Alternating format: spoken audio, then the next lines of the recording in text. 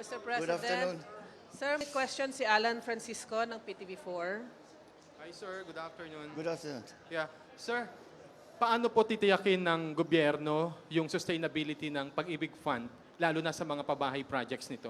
Well, I think hindi na kailangan patunayan kasi sa 42 taon nakita naman natin na yung Pag-ibig Fund self-sustaining talaga, hindi lamang self-sustaining. Kung hindi, nakita naman natin ang laki-laki na ang dami ng membro, 2.6 million members. Ang naging income nila is 44 billion, 42 billion ang dividendong na ibigay nila. Kaya makikita na maganda talaga ang performance ng Pag-ibig Fund. Kaya sinasabi ko sa kanila, dapat ipalaman natin sa taong bayan na yung Pag-ibig Fund, ganito ang naging performance. Para naman malaking tiwala nila na masasabi natin, pag linagay ninyo yung pera ninyo dyan, talagang lalaki yan at hindi magkakaproblema, hindi mawawala yung savings ninyo at saka yung investment ninyo. So I think the record, the chairman's report that we heard today speaks for itself. And but we will, beyond the report that we heard this afternoon, we will explain to the public what Pag-ibig is for and how it has performed over the last 42 years, and to give them the confidence to save and to invest with the fund. Thank you, sir. Thank you. Mr. President. Sir, si Mr. Ivan Merina of GMA7. Hello. Good afternoon, Good Mr. President, sir. Yes. The senators are calling for government to have a comprehensive plan to address an impending water crisis, especially now that El Nino is underway. Yeah. What are your marching orders, sir, especially with the Department of Agriculture, since we are also expecting an impact on irrigation and might eventually impact on food supply? Well, Thank you. They may not have heard the fact that we have organized already the Office of Water Management, precisely to address this problem of, in fact, I was just recently, I spoke on precisely this subject, on what were the elements that we really have to get into place because we have a serious problem. Never mind, kalimutan na muna isang tabi muna natin yung El Nino. Kahit walang El Nino, may problema talaga tayo sa tubig. And I'm talking about fresh water supply, drinking water, irrigation water. Ito lahat ay kailangan natin talagang tignan. So what we have come up with we have an overall plan in that we are changing the way that we acquire the supply of water, and we are hoping to shift. No, we're not hoping. We're going to shift from the majority of water sources now, which is kumukuha tayo, laging balon ang kinukuhanan natin. We always dig wells. Whereas what we really should be doing is taking advantage of surface water. So that's one element. And secondly, yung mga infrastructure, mga flood control, mga irrigation, siyempre, lahat yan, talagang binigyan natin ng diin para mas maging maganda. Dahil ang pagbasa sa agrikultura naman, alam naman natin, ang pinakamahalaga na para makakita ng magandang produksyon ay ang patubig. At yan ang titignan natin. We have already identified, in terms of rice production, we have already identified certain varieties, hybrid varieties especially, that do very well during the dry season.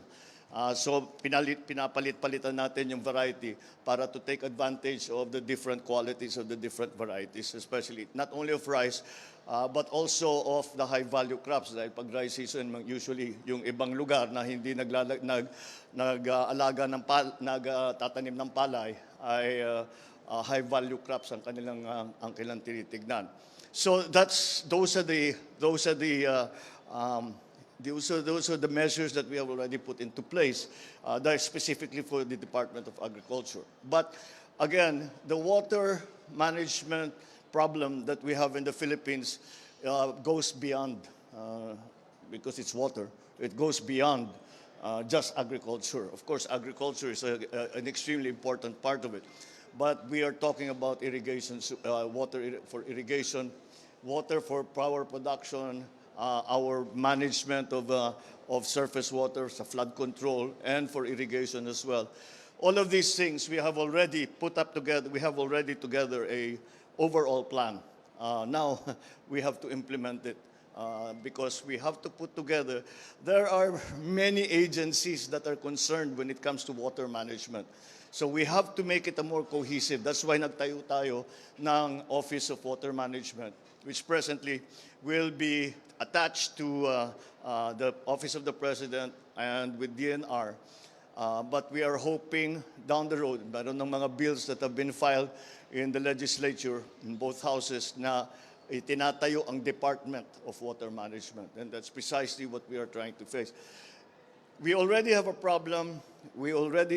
But then there's now the new factor, or not so new factor, of climate change that we really have to deal with. And the good thing is that we have seen many examples of water management around the world which we can emulate. Na pwede nating gayahin dito sa Pilipinas, bagay dito sa Pilipinas. Kasi naman, hindi natin siguro dapat, hindi katanggap-tanggap na ang Pilipinas kulang sa tubig. Dahil alam naman natin, hindi basang-basa ang Pilipinas na we are a tropical country. And so it's just really a question of managing our water. We kept postponing this problem over the many, many years at every level. So it's time to put it together, to put in a cohesive plan na masusundan ng lahat ng LGU, masusundan ng lahat ng mga agencies of government. Thank you. Sir, last question from Maricel Halili of TV5. Hi, sir. Magandang hapon po. Sir, the International Criminal Court rejects the appeal of the Philippine government to suspend the probe on drug war in the country. May we have your thoughts on this? Ano po masasabi ninyo? Ano po yung next move natin? We don't have a next move. That is the extent of our involvement with the ICC. That ends all our involvement with the ICC. Because hindi na tayo pwedeng appeal. The appeal has failed, and in our view, there's nothing more that we can do in the government, and so at this point, we essentially are disengaging from any contact, from any communication, I guess, with the ICC. We are back to the position that we ended up in the same position that we started with. And that is, we cannot cooperate with the ICC considering the very serious questions about their jurisdiction and about what we consider to be interference and practically attacks on the sovereignty of the Republic. So that's pretty much it. We have no longer any recourse when it comes to the ICC. We have not been involved with the actual action. Merely as a comment, we would comment, and the appeal is part of a comment, but we have not appeared as a party in the ICC because we do not recognize the jurisdiction of the ICC. And so that is, again, as I said, we have ended up now at the end where we really started. Thank you, Mr. President. All right. Thank you. Thank you. Malakandang press corps.